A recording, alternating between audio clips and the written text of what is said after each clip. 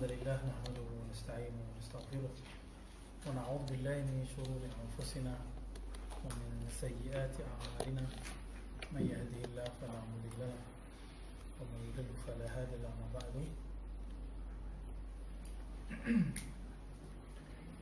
sahabat-sahabat yang Allah, ini bagian terakhir di bab yang ke-10 dari kitab Awariful Ma'arif karya Al-Arif Billah Al-Muhaddis Al-Faqih Imam Sufiyah di zamanihi Abu Hafs Umar Suhrawardi.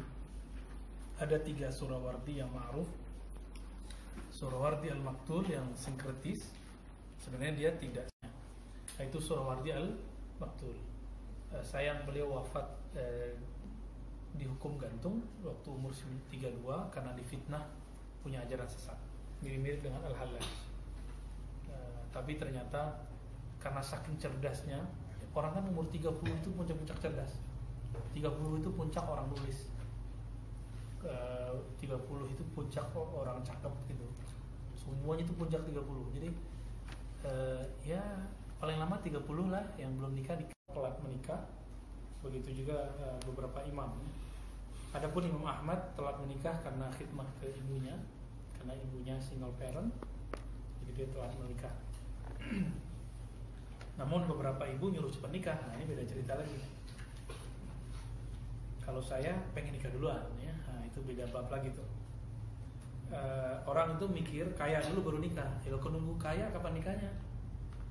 Nikah dulu baru kaya, gitu yang sahih. Ya, nikah dulu baru kaya. Ntar kalau punya anak rezekinya nambah, punya anak ini rezekinya nambah, begitu terus tuh. Coba aja lihat, itu udah keajaiban Allah itu. Karena ayatnya wasainal insana biwalidayhi ihsana. Allah itu menyebut orang tua dengan kata wasiyah. Jadi saya nggak mau menjelaskan tentang tarbiyah di situ, tapi Allah menyebut orang tua sebagai wasiat. Wasiat itu dijamin nggak? Dijamin. Jadi orang tua itu dijamin oleh Allah, maka menjadi orang tua dijamin oleh Allah Subhanahu wa taala. Baik. Semoga yang belum menikah segera ya menghabiskan kejombloannya. Rokiin ya, rokiin. Baik, sebelumnya kita membahas tentang anak rohani, anak jasmani. Sebelumnya kita membahas tentang martabat masyayikh ya, pembuka martabat masyayikh. Kenapa banyak orang pintar tapi hidayah nggak dapat? Karena hidayah itu ditangkap oleh qalbu, bukan oleh akal semata. Jadi bukan akal mujarrad, dia harus ada ikut serta qalbu di situ. Sekarang kita akan membahas tentang bagian akhir di kitab ini, perbedaan salik, mujarrad, ada majzub. Jadi nanti ada orang bertanya, dulu kita sudah pernah bahas di awal pembukaan selama pandemi ini, yaitu Habib Syekhan, statusnya apa sih gitu. Habib Syekhan itu bukan sufi tapi wali. Wali apa? Wali majzub, bukan salik. Wali majzub bukan mursyid tarekat. Maka jangan hukumi tarekat sufi dengan ahwal beliau. Beliau punya ahwal sendiri, ahwal majzub. Apa arti majzub? Orang yang rohaninya memang dari sononya sudah dominan daripada nafsnya, jiwanya. Kalau kita kan dominan nafs kita, nanti tambah lagi akal-akalan. Nah, kita ini dominan seperti itu. Setiap kali ketemu apa, ya akal kita reject dulu, nolak dulu, analisa dulu. Beda dengan beliau ya. Beliau itu memandang bukan dengan mata ini lagi, kan matanya sudah sulfan ya. Nah, di sini kita mulai dengan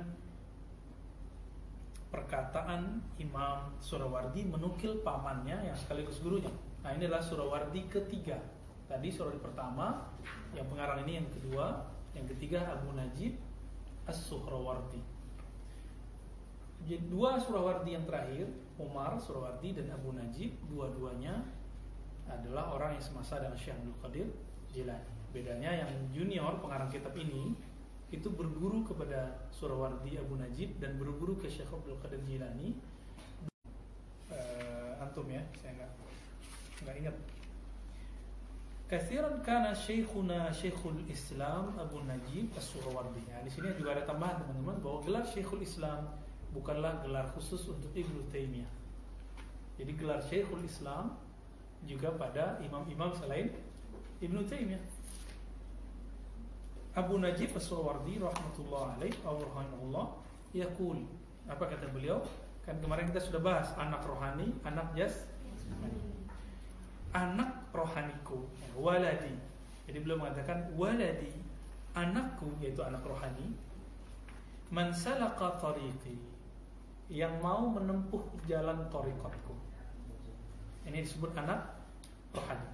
Jadi bukan yang cuma talqin sama aku, enggak, tapi dia mau menjalani tariqahku.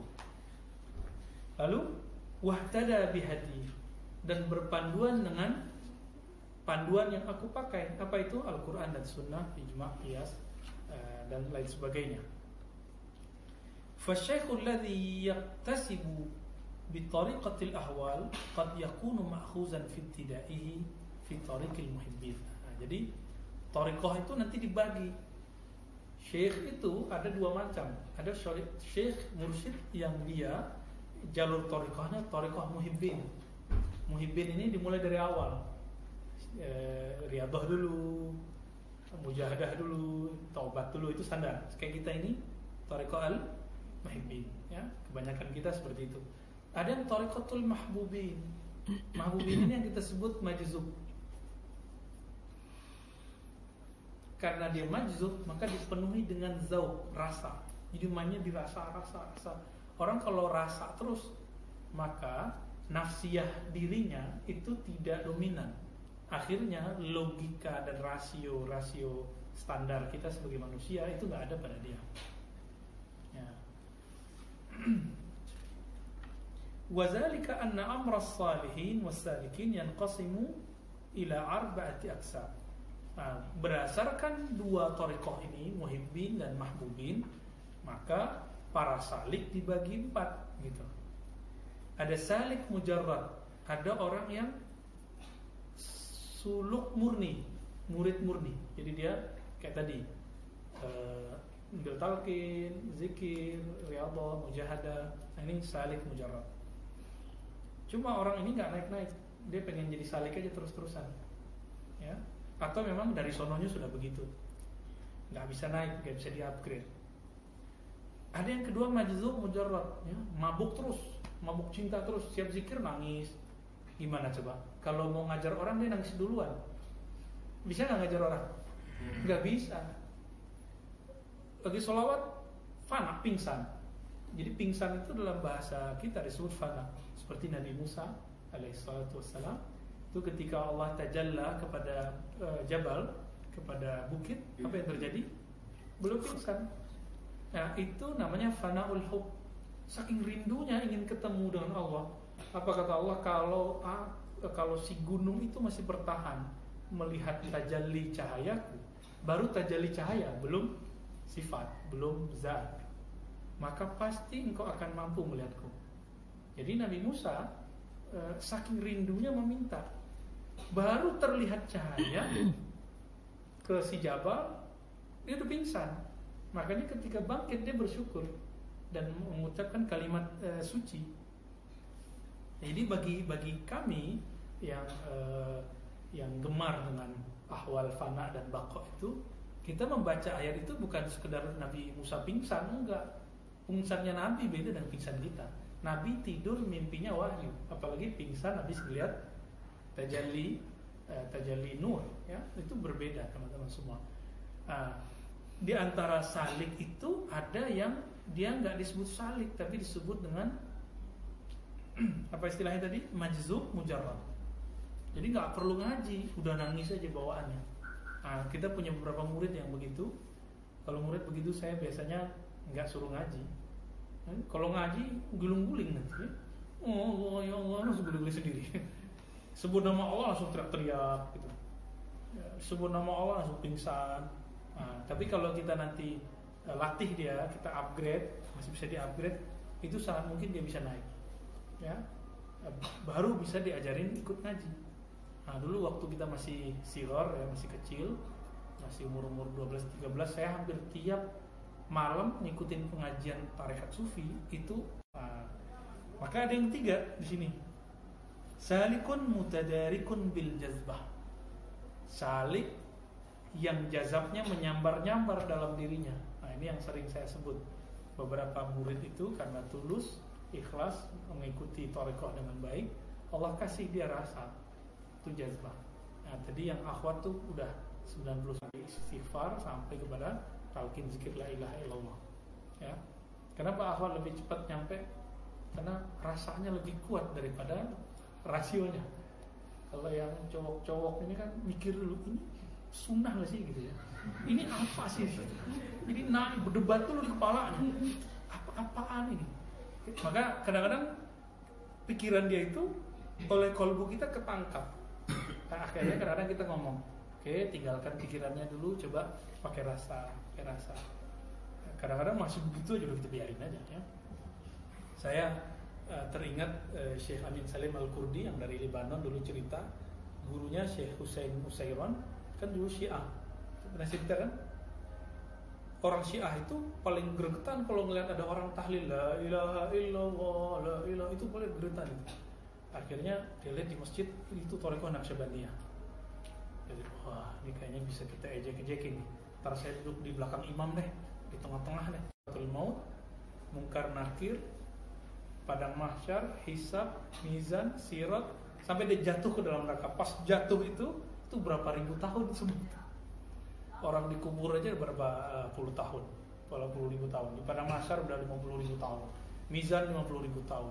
Semuanya kalau digabung ya 500-an tahun, 500 ribu tahun. Tapi cuma dalam waktu sejenak. Kenapa? Waktu di dunia itu bisa melebar, bisa dilipat. Toyol art itu di sini. Maka mumpung di sini zikir banyak-banyak, nanti di sana rasanya lama, gitu. Tapi kalau di sini belum beres, ntar mati pasti cari mursyid rohani di alam barzakh. Coba aja kalau nggak percaya. Orang-orang yang terkenal dulu dengan ilmu zikir meninggal nggak punya thariqat, pasti dia nanti nyari mursyid. Kalau nggak percaya mati aja dulu. Ya, ahli kasyaf mengatakan begitu, dan di dalam kitab ya minimal ada 2 kitab lah.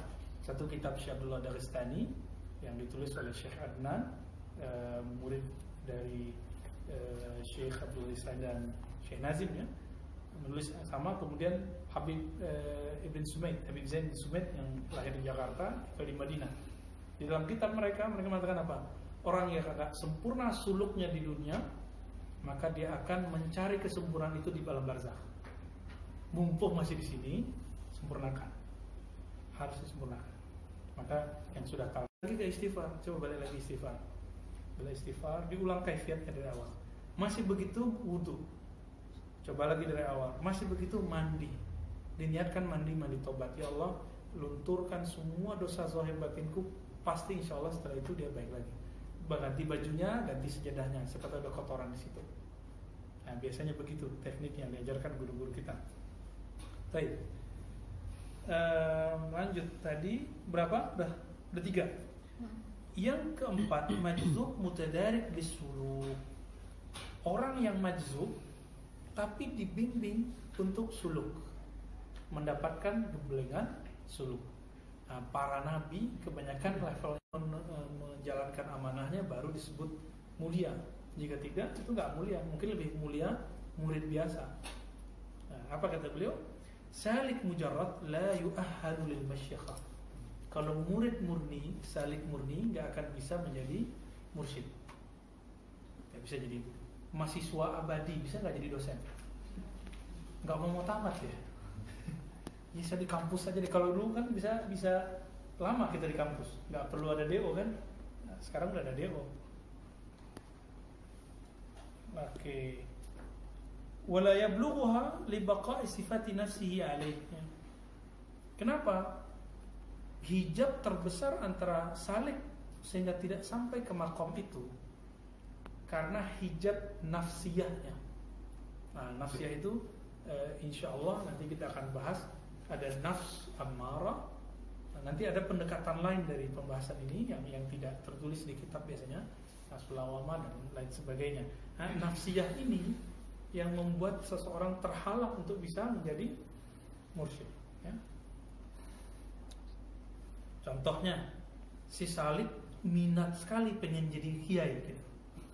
Itu nafsiyah itu. Sangat berminat pengen jadi mursyid, jadi badal talqin. Itu kan banyak tuh kejadian di tarekat-tarekat tertentu. Ya kan? Berminat sekali dapat ijazah supaya bisa mimpin zikir.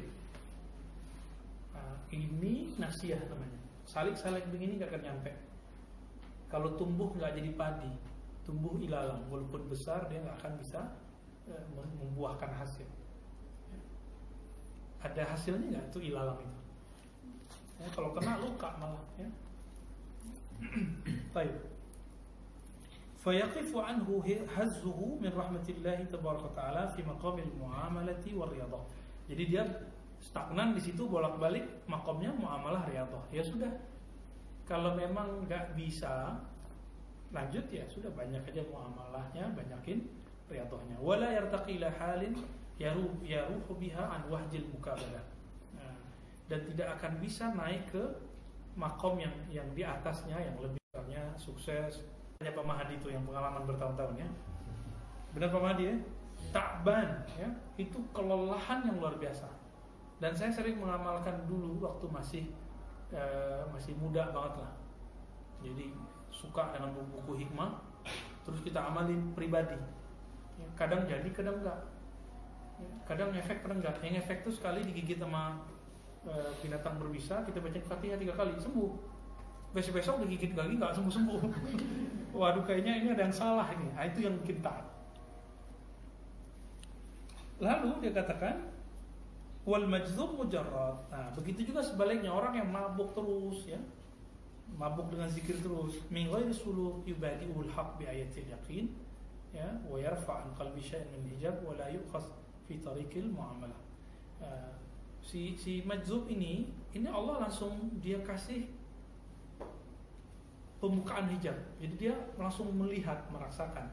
Maka beberapa kajian itu tiba-tiba ada orang datang ke saya, dia bilang, saya ngeliat di belakang Ustadz begini, saya ngeliat begini gitu, ya. Orang begini kalau nggak dibimbing, dia akan asik di situ terus. Itu kan mainan alam rohani. Jika dia tidak di-upgrade, dia selama-lamanya terombang-ambing dalam itu. Kalau nggak ada yang bimbing dan Allah tidak jaga dia, mungkin gila. Makanya mohon maaf kenapa banyak orang-orang belajar hikmah kebatinan itu begini. Bukan tarekat loh, ya. Kalau tarekat nggak bakal gila. Tarekat sufi nggak bakal gila karena tarekat sufi sudah ada panduannya. Majzub nggak bisa ngakali pakai akal kita. Jadi kalau ada orang ngejek di YouTube mengatakan masa wali gila, dia nggak bisa bedain antara gila sama wali. Gila sama majzub itu beda. Nah, ya semoga mereka dikasih hidayah oleh Allah, ya. Ghairu ma'khus bi tariqi amalihi ma'adal fariḍah wa salik alladhi tudraku bil jazbah huwa alladhi kanat bidayatu bil mujahadah wal mukabada wal muamalah bil ikhlas wal wafa bi syurut thumma ukhrija min wahjil mukabada ila ruhil hal fa wajada al asal ba'da al alqam. Oke. Sedangkan salik mujarrad yang mutadarik bil jazbah, yang dia kemudian mendapatkan natijah zikirnya, dibimbing oleh gurunya, tadinya pahit. Coba duduk kayak tadi itu kalau belum dapat rasa, itu duduk kayaknya lama gitu, ya. Orang udah asik-asik la ilaha illallah, kita mikir ini kelama amat di zikir ini gitu. Ya. Sampai ada ngomong ke saya gitu dulu, ya. Gimana rasanya zikir? Jangan lama-lama amat lah gitu. Waduh, baru sekitar 15-20 menit udah terasa lama. Gimana kalau saya ajak khataman 4 jam? Kuat gak? Khataman, saya kenapa ya Allah? Kok saya begini ya Allah? Di saat dia biasanya Allah kasih rubah dirinya, dirubah tabiatnya. Karena saat itu dia kemudian merasakan saya nggak bisa ngatur diri ya. Lalu dia berserah diri kepada Allah, barulah muncul jazbah itu. Berubahlah tadi yang zikirnya pahit, rasanya jadi manis. Tadi kayak lendir, kayak jamu pahit, sekarang jadi madu. Kalau udah jadi madu, tergantung madunya banyak dihasilkan atau dikit. Dari situlah nanti muridnya banyak atau dikit, madunya banyak nggak diproduksi atau dikit. Jadi kenapa ada mursyid muridnya banyak? Berarti dia produksinya banyak gitu. Ada yang banyak tapi ambar. Ada kan madu nggak jelas rasanya, ya, murah harganya, itu diobral, dijual di minimarket. Tapi kalau madu-madu yang bagus dijual di toko-toko khusus, benar nggak? Nah, kira-kira begitulah ilmu zikir, ilmu suluk. Ilmu suluk itu ada yang diobrol-obrol, dikit-dikit talqin, dikit-dikit zikir jamaah, dikit-dikit buka kajian ma'rifat. Akhirnya apa? Orang merasa nggak spesial kajian zikir, talqin. Makanya mohon maaf, saya bukan sombong, bukan apa, saya tidak mau teman-teman itu talqin sembarangan. Makanya sebelum talqin kita minta zikir ya Hayyu ya Qayyum, itu supaya nanti menghargai kalimah Allah itu. Adakah yang lebih besar dari Allah? Kan Allahu Akbar, ya.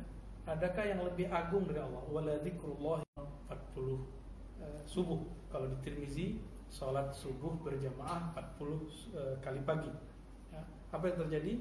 Azharallah, maka Allah akan tumpahkan, terbitkan, ya Nabi al-hikmah min qalbihi ala lisanihi. Allah terbitkan, jadi kolbu yang keras itu kan, kolbu itu lebih keras dari batu. Tapi batu bisa keluar nggak air di dalamnya? Gunung itu kan batu, air bisa keluar? Kira-kira begitu. Ketika kalimah itu dihantam terus, Allah, terus Allah, begitu terus ya. Kita hantam dengan nama Allah terus, nanti dia akan terbuka. Ketika terbuka, dihujani dengan nama Allah, dihujani dengan sholawat, keluarlah air-air ma'rifatullah. Pikir, hantam terus kalbunya dengan nama Allah, karena kalbu tidak pernah haid. Yang haid cuma badan fisik. Baik.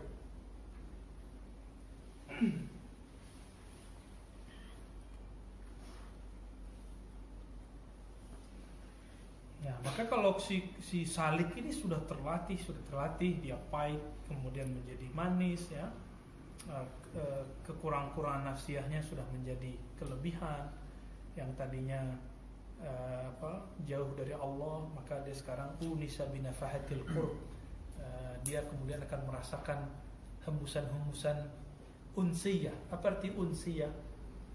Unsiyah itu kalau orang bercinta tuh kayak bermesraan gitu. Itu unsiyah, ya. Unisa binafahatil qurb, ya. Wa futiha lahu babun minal musyahadah. Nah, teman-teman, ini di atas mukasyafah. Maka dibukalah ke dalam ruhaninya pintu musyahadah. Itu yang disebut anta'budallah ka'annaka tarah. Engkau beribadah seakan melihat Allah. Ini yang disebut dengan musyahadah. Fawajada dawa'ahu wa fadha wi'a'ahu. Maka di saat itulah kolbunya menemukan obatnya. Obat dari penyakit kolbu, yaitu nama Allah dan sifat Allah. Lalu fadha wi'a'ahu, nama itu kemudian menghasilkan, menumpahkan ma'ul hikmah, air hikmah yang fadha. Apa arti fadha? Yang tumpah ruah, kayak luber gitu ya. Baru lubernya ke sini. Jadi hikmah itu dari kolbu keluarnya di mulut, bukan di kopiah, ya. Jadi kopiah ahli hikmah itu gak ada. Sorban orang yang hikmahnya bagus itu gak ada. Baju orang yang tajam kasyafnya gak ada. Yang ada nanti jadi penilaian akhir dari semua ketajaman ma'rifat, keseimbangan ma'rifat, usulnya seorang murid itu dari ibarah lisannya nanti. Maka seorang syekh itu bisa dihitung dari kitabnya, dia nyampe di mana. Karena ibarah ini nanti menunjukkan salamatul aqidah, salamatul qalb, keselamatan akidahnya, kelurusan hatinya. Jadi jangan salah, ma'rifat itu bukan urusan kolbu-kolbu doang. Nanti ada terjemahannya di sini. Kalau ditulis, dia tertulis di terjemahannya. Nah, itulah nanti ukuran ma'rifat seorang syekh atau mursyid itu. Jadi teman-teman, orang kalau sudah terbit nur hikmah di kolbunya, maka semenjak saat itu dia kalau berbicara tentang hikmah, tentang rohani, tentang yang batin, bukan kebatinan, yang batin, yang zauqi, itu nggak akan perlu pakai kitab sebenarnya. Jadi dia merenung sebentar, menyebut nama Allah, nanti hikmahnya sudah mancar. Kalau memang tumbuh dari kolbu, nanti akan tembus ke kolbu. Tapi kalau dia masih di sini, tembusnya ke kepala. Jadi coba rasakan kajian sore tadi itu kajian akliyat, parasnya di kepala, ya. Yang masih berteman sama lawan aliran, mikir, wah ini bahan untuk debat nih, gitu kan. Tapi kalau udah ngaji ini nggak ada pikiran itu. Beda nggak tuh rasanya? Nah, itulah perbedaan-perbedaannya, teman-teman. Wasadarat minhu kalimatul hikmah wa malat ilaihil qulub. Maka semenjak saat itu kalam-kalam bijaksana keluar dari lidahnya, dan kolbu-kolbu yang lain akan ketarik sama dia. Itu sebabnya Abah Ano misalnya, Syekh Nawai Bantani dulu, ya, itu murid-murid datang kepada mereka. Kenapa? Ahli kolbu ingin mendekat kepada Sayyidul Qulub. Sampai dulu ada Habib siapa yang Allah yarham, yang masih muda meninggal, gelarnya Sultanul Qulub, ya.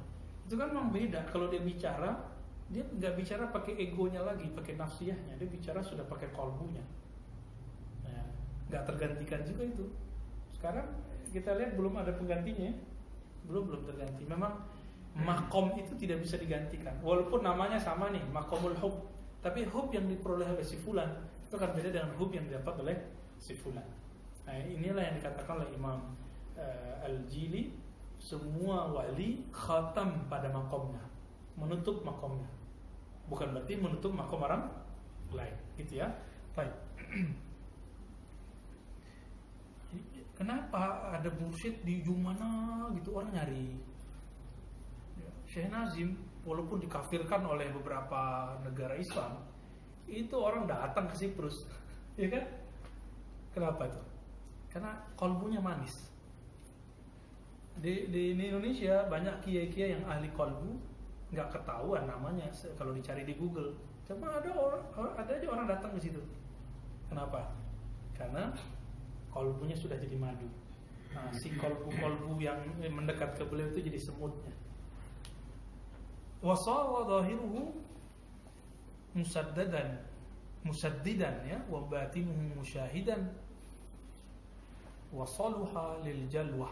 Nah, kalau sudah begini, orangnya lahir batinnya sudah stabil, ya, lahir batinnya sudah stabil, barulah dia pantas maju ke depan. Jadi kalau belum begini, dia nggak pantas maju ke depan.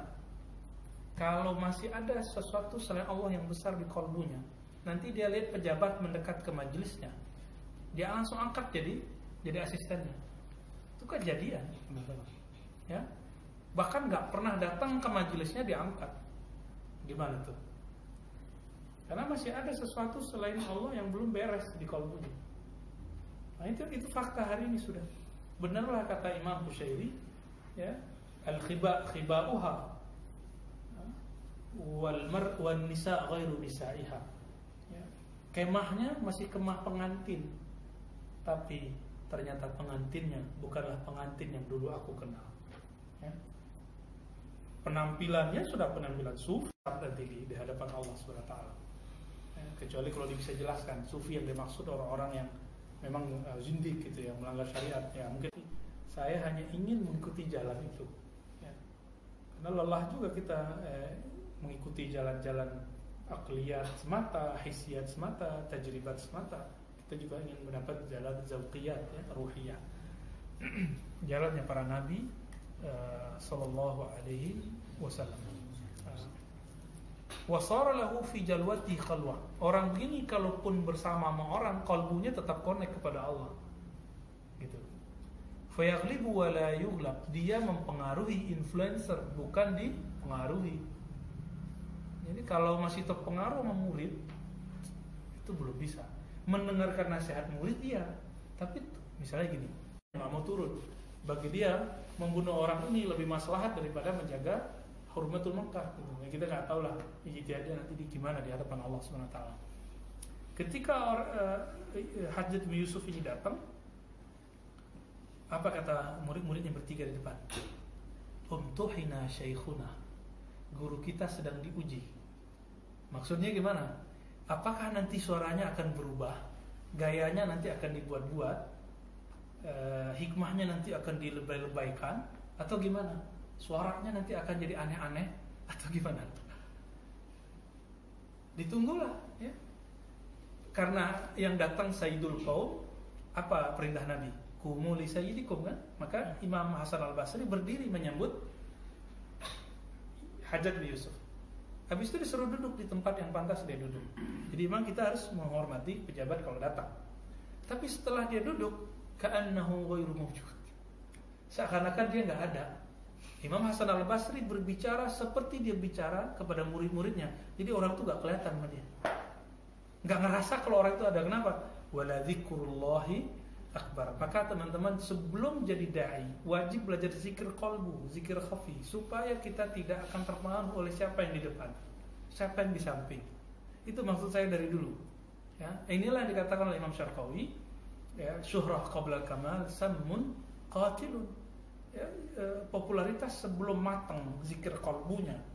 Zikir qalbu kan targetnya hanya membesarkan Allah. Kan kiblat qalbu cuma Allah, nggak boleh dunia, nggak boleh pejabat, nggak boleh duit. Kita cinta duit secara nasiah, tapi perlu dengan Allah. Kalau sudah, maka hikam yang kata orang ribet itu jadi mudah. Mau tua mau muda sama. Maka tidak ada standar mengajar hikam tuh harus umurnya 60, nggak ada. Keburu mati nanti kalau 60. Ya. Nggak ada. Dari Imam Ibn Athaillah nulis hikam waktu masih muda. Kenapa? Orang buat syarat-syarat ijazah ngajar hikam harus 40 tahun. Itu ijazah munqati'ah. Ya, nggak musalah-salah gitu. Jangan buat-buat yang aneh-aneh, ya. Baik. Wa yaftarisu wa la yaftaras. Yu'ahhalu mislu hadha lil masyaikh, ya. Orang begini baru pantas menjadi mursyid. Jadi mursyid hakiki siapa? Mursyid yang kalau dia sudah punya makom sendiri yang tidak akan goyang oleh makom orang lain. Nah, itulah kita baca dalam surat Ibrahim, ya, qaulus sabit itu. Ya, Allah itu menetapkan orang beriman dalam qaulus sabit. Kalau sudah sabit di dalam qalbunya la ilaha illallah dan Allah asmaul husna, makhluk itu kecil semua. Ya. Jadi teman-teman, ini tips nanti kalau mau ngajar, mau ta'lim, mau ngisi apapun, sebelum assalamualaikum, qalbunya dikoneksikan dulu, diitisolkan dulu dengan Allah. Ya, baca dulu zikir astaghfirullah, asyhadu an la ilaha illallah, salat. Ya. Jangan-jangan kita masih masuk itu. Imam Sya'rani alhamdulillah berkat gurunya Ali Al-Khawas, ya, ketika beliau mengandalkan kepintarannya semua di bukunya. Jadi Ali Al-Khawas itu tahu hijabnya Imam Sya'rani di mana? Karyanya. Maka ijazah talqinnya apa? Kamu hanya boleh diijazahkan talqin kalau teman-teman kan cukup pakai Hayyul Qayyum, kan? Gak perlu saya suruh bakar mobil di rumahnya, kan? Imam Sya'rani disuruh bakar tuh aset termahalnya. Kitab itu lebih mahal dari rumah di zaman itu. Dan dia mengatakan sami'na, ya, kami taat, wa ta'na. Dia bakar. Pertama dia membakar bukunya, yang menangis bukan main. Ya, terbakarlah dirinya terasa. Tapi setelah dia selesai, sepertinya hijabnya hilang. Itu Imam Sya'rani. Ya. Nah, kita cukup membakar itu dengan nama Allah, ya. Semua riya dan segala macam. Jadi teman-teman, ilmu tasawuf itu nggak aneh-aneh. Dapat zikir udah amalin, udah gitu aja, gak usah banyak-banyak. Dulu Allah yarham Mbah Mangli misalnya, amalannya nggak banyak, la ilaha illallah, sholawat nariyah yang sekarang dibid'ahkan oleh kawan-kawan kita itu, ya. Baik. Nah, inilah yang dikatakan, ya, Thariqul Muhibbin. Jadi Thariqul Muhibbin ini masyaikh-masyaikh yang kemursidannya mulai dari awal. Adapun yang lebih sempurna, majzub dulu baru dia dapat suluk. Nah, ini makomnya para nabi, para wali. Mereka biasanya dapat kasyaf dulu baru kemudian dikasih tarbiyah yang zahir. Nah, mereka ini makomnya di atas makom semuanya. Nah, itulah makomnya Syekh Abdul Qadir Jilani. Beliau dari kecil sudah majzub. Dari kecilnya udah majzub. Ketika besar dia berguru. Nah, itu mereka bilang apa? Ini kampung saya mencium ada calon wali mau lahir. Gitu. Nama kampungnya adalah Istana Para Arifin. Kalau diterjemahkan ke bahasa Indonesia, Qasrul Irfan bagaimana ya? Itu nama kampungnya Bahuddin Naqsyabandi. Masih dalam kandungan. Si guru lewat, dia bilang apa? Saya mencium ada bau wali. Siapa yang mencium itu? Samas, Baba Samasi. Apakah Baba Samasi mengatakan, saya wasiatkan kamu hai Mirkulal untuk mendidik si anak ini. Jadi para wali kenal bau wali gitu. Dan itu bukan cerita folk tales gitu ya, apa bahasa kitanya dongeng gitu ya. Enggak, itu bukan cerita dongeng. Maka teman-teman semua, di ujung kitab ini dikatakan belum ujung ternyata ya, paragraf sebelum akhir, bahwa iblis itu meminta jalan kepada Allah supaya masuk menggoda manusia. Gimana caranya? Ingin masuk lewat qalbu. Sabil ilal qalbi faqila lahu. Lalu dijawab oleh Allah Subhanahu wa taala, yahrumu 'alaika walakin sabilaka fi majaril 'uruq. Kamu tidak akan bisa menembus mengakses qalbu. Tapi kamu hanya akan bisa masuk ke pembuluh-pembuluh darah. Itu yang dibacakan dalam Sahih Bukhari, inna syaitan yajri majrad dam. Ya. Al-mustabikah bin nafsi ila haddil qalb. Yang dia mustabikah ya, yang berkaitan erat dengan nafsiyah kita, diri kita, ila haddil qalb, yang berbatasan dengan qalbu. Fa idza dakhaltal uruq masai qalbu. Ini yang dikatakan Nabi, barulah faham kita hadis Nabi, idza salahat salahal jasadu kullu. Kalau si kolbu ini sehat, aman dari syaitan, maka dia sehat seluruh tubuhnya. Jika tidak, maka rusaklah seluruh tubuh. Inilah makna pendekatan tasawuf mengenai hadis tadi. Beda tuh pendekatannya? Ya. Sama kan? Orang kalau udah punya penyakit masuk ke darah, terus lewat jantung, nanti sakit jantung kan? Sama, rohani juga begitu. Nah, setan masuk lewat darah itu. Nah, jadi apa cara jalur pintas kita teman-teman? Ini kalau diringkas ya. Maka jalur pintas kita sekarang, kita harus zikir yang tidak hanya lewat lisan zahir, tapi juga harus tembus ke ya. Itulah teman-teman kenapa kalau ikut talqin zikir dihunjam. Ini kita ringkas saja ya teman-teman semua, dengan sebuah hadis qudsi. Nah, sebelum hadis qudsi ini, bahwa hijab ada dua, hijab zulmani dan hijab nurani. Zulmani pada nafsiyah, nurani pada qalbu ya. La yazalul abdu yataqarrabu ilayya bin nawafil hatta uhibbahu. Senantiasalah hambaku mendekatkan diri kepadaku dengan amal-amal yang sunnah, amal-amal tambahan. Nah, amal tambahan inilah wirid-wirid tarekat. Jadi dalam syarah hadis versi ulama hadis Thariqah Sufiyah, bin nawafil adalah aurat-aurat yang diijazahkan dan ditalqinkan para guru. Itu arti nawafil bagi kita.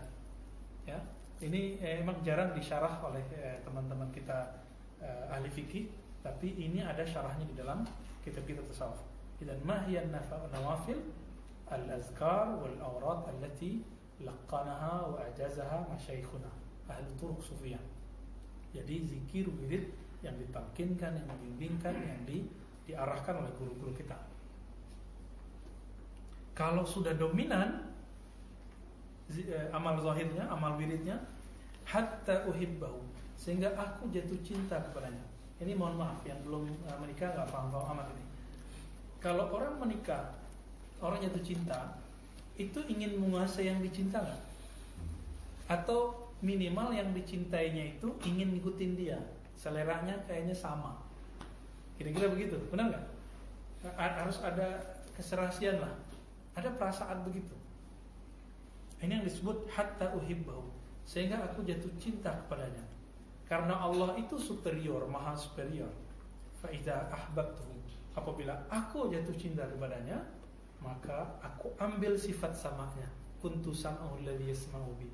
Jika dia sama, dia mendengar dengan pendengaranku. Jika dia memandang, dan yang baqa hanyalah sifat Allah Subhanahu wa taala. Maka Ibnu Taimiyah mengatakan, masihkah kita membandingkan antara wujud Allah yang qadim dengan kita yang hadis, Allah yang baqa dengan kita yang fana? Setara enggak? Jadi sebenarnya ketika Allah mengatakan kuntu lahu sam'an wa basaran wa yadan wa mu'ayyidan, ini redaksi lain, aku yang menjadi pendengarannya, yang dengannya dia mendengar. Ini kan agak sedikit unik. Aku menjadi pendengarannya, dia mendengar dengan pendengaranku, kan begitu. Berarti Allah menghilangkan sama kita, tapi Allah mengisbat kembali. Kuntu sama'u, aku jadi samanya hilang. Yasma'u bi, dia mendengar denganku. Dia mendengar, itu ditetapkan lagi nggak? Nah, itu sama dengan ayat wa ma ramaita id ramaita. Dinafikan ramaita, bukan kamu yang melempar. Di saat kamu ramaita, inilah unik. Jadi zikir itu akan jadi nikmat jika dia nafi isbat. Ya. Tapi ayat kursi dimulai dengan isbat. Allahu la ilaha. Maka dalam talqin yang saya dapat dari guru-guru saya, dimulai dengan isbat dulu, baru nafi secara batin. Secara lafaz la ilaha dulu, baru illallah. Tapi secara rohani Allahu la ilaha illahu, Allah dulu diisbatkan sehingga baru ada nafi. Maka nanti kalau ada orang bertanya, lebih afdal baca la ilaha illallah atau Allah waktu sakaratul maut, sama. Yang penting kalbunya sudah isbat dengan Allah, walaupun nanti waktu wafat la ilaha, dia disebut muwahhid, disebut ahli tauhid, nggak masalah. La ilaha mati, nggak apa-apa, kalbunya kan sudah Allah. Oke, teman-teman, kira-kira sudah jam 7:30 lewat 14 ya. Visual Bu ya. Visual apa? Mohon izin bertanya Bu ya, saat ada yang muhtadhar, berapa kali kita talqin kepada orang tersebut? Saya ada pengalaman saat berzikir Bu ya, tiba-tiba ada yang mengucapkan salam dan dia mengaku Syekh Abdul Qadir Jailani. Bagaimana sikap saya seharusnya Bu ya? Apakah itu termasuk ujian dalam berzikir atau gimana? Nah, itu namanya jazbah juga. Jadi ada orang berzikir, tiba-tiba lagi berzikir ada yang baca salam, dia mengaku Syekh Abdul Qadir Jailani. Syekh Abdul Qadir mengajarkan di kitab Bunya dan juga Al-Fathur Rabbani, jika kasyaf itu ada tidak bertentangan dengan kitab dan sunnah, maka kasyafnya sahih. Kan imam ahli kasyaf itu Syekh Abdul Qadir Jailani, yang datang kepada syaitan dengan cahaya berlapis-lapis, tapi cahaya palsu. Lalu mengatakan ana rabbuk. Beliau masih terima. Tapi waktu dia mengatakan aku halalkan yang haram, terima nggak? Wah, ini bukan Allah, tapi pasti syaitan. Jadi kalau mengalami hal tadi bahwa tiba-tiba didatangi oleh ruhannya, misalnya ruh burung bisa terbang, iya, maka kalau dia pengen datang ke orang yang di dunia bisa. Itulah yang Nabi katakan mar'ani fil manam faqara'ani, yang mimpi ketemu aku pasti benar-benar ketemu aku. Jadi itu disyukuri saja, dan jangan banyak-banyak ceritakan kepada orang, ya. Khalas? Bas wahid. Baik. Nasallallahu al-'afwa wal 'afiyah lana wa lil-mu'minina wal masyayikhina wal hadirin wal hadirat, wa khususan mursyidin wal muridin wal hadirin wal hadirat. Nasallallahu as-sitra wa nasallahu صرف البلوى والشر بعزته وقدرته وبرحمته آمين رب العالمين. ربنا آتنا في الدنيا حسنة وفي الآخرة حسنة وقنا عذاب النار. صلى الله على سيد الوجود سيدنا محمد وعلى آله وصحبه والحمد لله رب العالمين. السلام عليكم ورحمة الله وبركاته.